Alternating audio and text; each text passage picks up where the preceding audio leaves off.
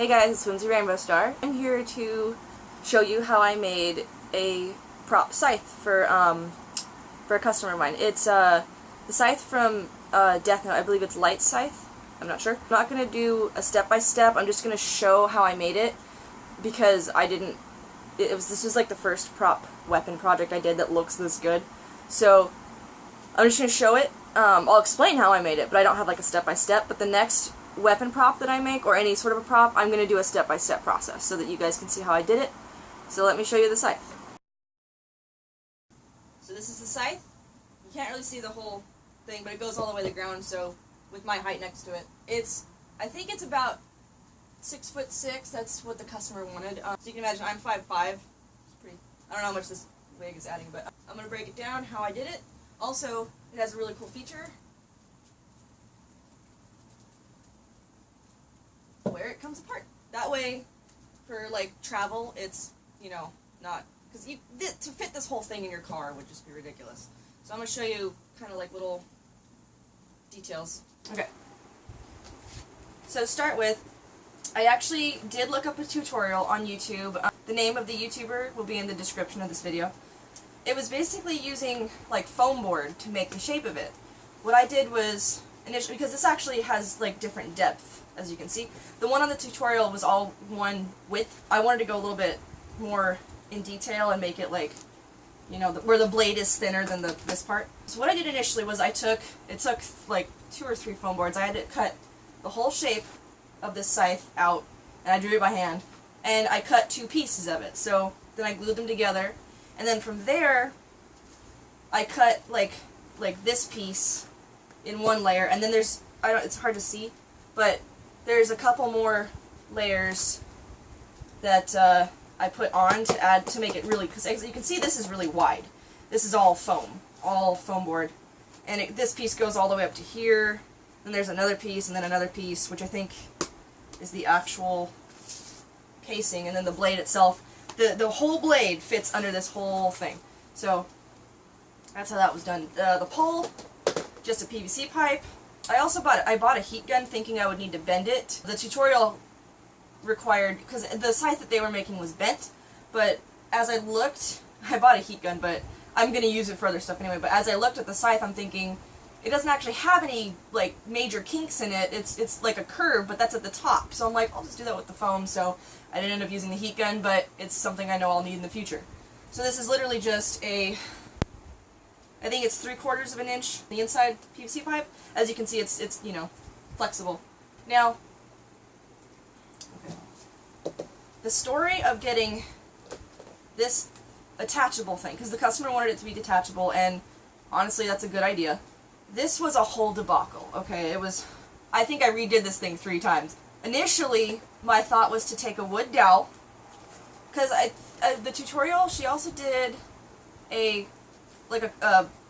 version that you could take it apart, but it wasn't easy to see what she had done, so I just figured I'll just have to figure my own thing out. I was initially going to put a wood dowel inside of here and drill into it to put a screw in there, and then put something like another dowel in here. It didn't have all this on it, it was just a pole, and then drill it into that. But my mom, when I went to SAC Anime, my mom was fiddling around with the idea, because she kind of wants to help me out a little. She realized that it probably wasn't going to work, because the screw wouldn't stay in the wood, it kept slipping out, and it was like you could still twist it.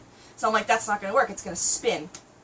So the next idea I had was to buy like those little, I think they're nuts, I don't know, like nuts and a bolt. And what I did was, I made like a sheath. I glued a bunch of the nuts together, and I did 2 different sides, and then I got one big screw that would go into both of them, and then like half of the nuts would be in here, half of them would be in here, so you just unscrew it. But when I did that, I found that it didn't want to stay like still, it kept spinning, so that was a problem. It was getting so frustrating, I didn't know what to do, and I was just getting so mad, because it was taking up so much time, and I felt bad, because I'm like, I want to get this to the customer, you know? Then me and my mom were in the plumbing section at Home Depot, and we found our answer. We looked in the PVC pipes, and they have actual PVC attachments that you can use that screw together. And of course my mom's like, I can't believe I didn't think of this, we do plumbing all the time at the house. So I bought 2 of those, and I bought a smaller PVC pipe that's actually, because I picked up, for some reason, wasn't a requirement, but I picked up a downgrading size piece compared to this one, it still worked. I just got a smaller pipe to put in here, and then this attached to it. So it's like a perfect screw in, and when you tighten it, you don't want to tighten it too much because it'll get stuck. But if you tighten it, it'll stay pretty firm, as you saw when I was holding it earlier. Once I had all the foam together, I used sandpaper. I made it all kind of smooth, although that didn't really matter in the long run. And then I covered it in paper mache. I have learned also from doing paper mache, don't use flour, it flakes. I'm going to try glue next time, like the Elmer's glue method. All the methods on Pinterest, though, said flour and water. I mean, and it did work, it's just that it kept flaking off. But I let it dry pretty thoroughly, and I actually even used it for bulking this out. Because this is all pole, and then all this wide stuff right here is all paper mache. I just layered that stuff on it as hard as a rock, too.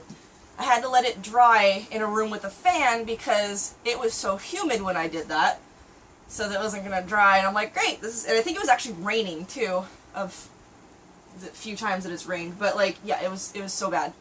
But eventually it all dried, and I was able to start the next step, which was painting it. And I also learned from that, don't use spray paint. I mean, well, don't use all spray paint, because the metal right here is a chrome spray paint, because for some reason I can't really seem to find acrylic paints that get like this nice shiny metallic look to them. So I did indeed spray paint that silver. Initially I had spray painted this a purple matte color, but then it kept flaking. It was so flaky. I didn't know what to do. I'm like, this paint, I kept putting more layers over it, got more flaky, maybe that's what it was, I don't know.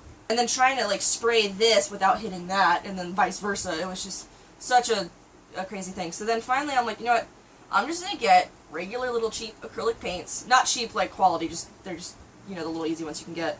And just paint over it, because that way you can actually distribute how much you want to like soak it in, you know, like you can put more, glob it a little bit, and I think that like kind of holds it together better.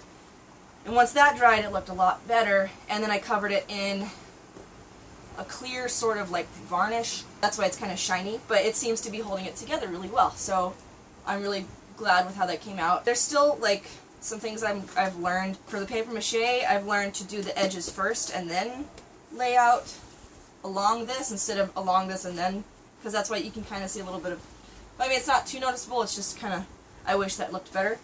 And I use hot glue mostly for all the gluing. I mean, except for the PVC attachments, there's like a special glue for plumbing stuff, so I used that. My mom suggested it. And then I kind of used hot glue to make like some repairs, but it's kind of obvious. You can see it's bumpy. I'm going to try to get neater about that, but I'm still learning, obviously, but the next thing that I make is going to be hopefully a lot smoother because I will know what I'm doing now. I don't think there's anything else that I did with the scythe. I did, for the tip of this, because it did kind of, I had to make it fit to the size of this. I literally just layered hot glue until I shaped, that's why it's a little bit bumpy, but that's why I shaped it to fit this. And it looks a little indented when you put it together, but the scythe itself in the picture kind of looks indented. I'll post pictures of it, like what it actually looks like. But for the most part, this is it. It's all done. I think it looks really good, and it can, you know, screw together if I'm doing it right. Yeah. So hopefully my customer will enjoy this. He loves the pictures of it, so that's cool. And I think it looks pretty good. I'm very impressed with what I've done. So that's my scythe. So hopefully you'll like my video and subscribe and all that, and I'll have some more tutorials, or, well, a little bit more step by step, hopefully soon. Alright, I'll see you guys.